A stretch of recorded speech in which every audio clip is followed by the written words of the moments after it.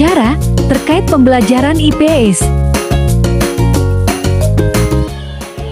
Kesulitan apa saja yang dialami Bapak Ibu dalam pelaksanaan pembelajaran IPS? Jika kesulitan mungkin ada ya, adanya perubahan kurikulum kami ini beda ya dengan kurikulum Merdeka gitu kan ya. Dalam modul juga materi aja juga beda ya cara itunya. Mungkin itu. Lebih semenjak nanti kurma ini kan IPA IPS digabung. Iya, IPAS jadi. Jadi bahan ajar, karena kalau di guru SD kan pakai bahan ajar utama yang dari sekolah ya. Paling nanti kalau ada kekurangan kita kembali di buku ajar utama ini IPS itu kalau di Kurmer sudah menonjol. Apakah ada media pembelajaran yang dipakai dalam pembelajaran IPS? Iya ada sih, cuma tidak maksimal gitu ya. Mungkin jadi gini ya. Kalau dulu kan IPS itu kita itu lebih ke kayak pengenalan bahasa, pakaian, ya kan, rumah adat. Kalau sekarang tuh udah beda sih.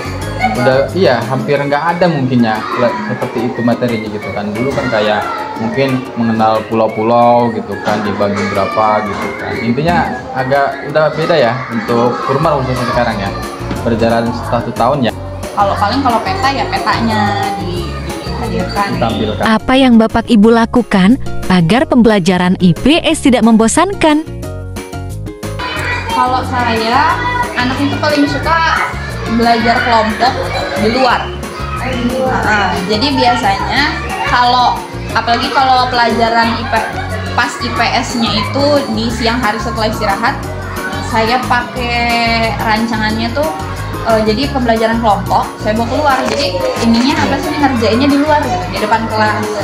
Soalnya kalau di dalam kelas udah nggak kondusif, apalagi kelas 6 itu banyak siswanya. Berapa persenkah murid yang menyukai pelajaran IPS?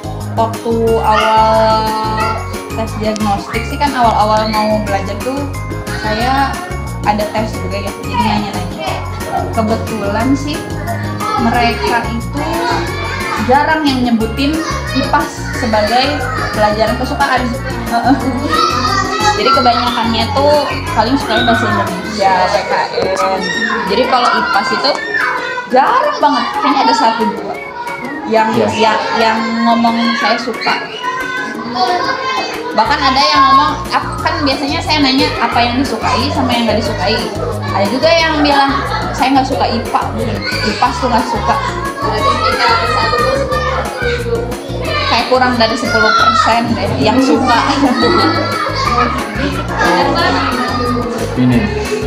Tapi kalau untuk pelajaran saya sebenarnya prefer Kurmer karena kan dipisah lagi tuh per mata pelajaran, jadi lebih mudah gitu. Tapi memang khusus IPAS ini di sini tuh kebanyakan percobaan. Iya, percobaan. Percobaan banget. Gitu. Jadi emang kita harus lebih banyak bergerak mencari materi gitu. Jadi sebelum menyampaikannya gitu. Beda sama yang buku yang lain, kalau buku yang lain lengkap. Saya lebih suka Kurmer daripada tema. Karena kalau tema terlalu menurut saya terlalu banyak gitu tuh yang dipelajari. Iya. Dan memang pembelajarannya itu Kurmer itu lebih dipermudah. Metode apakah yang sering digunakan dalam pembelajaran IPS? Apakah metode ceramah salah satunya? Tergantung situasi. Tergantung situasi. Kalau materinya memang diharuskan ceramah itu tidak selalu jelek, karena kalau dilihat di artikel-artikel pasti kan nyentilnya ke ceramah itu jelek gitu. Padahal sebenarnya di lapangan itu tergantung situasi. Ada materi yang memang harus disampaikan dengan cara ceramah. Ada yang memang harus pakai simulasi, harus pakai demonstrasi dan lain sebagainya. Intinya semua metode juga digunakan. Tidak tergantung sikon aja.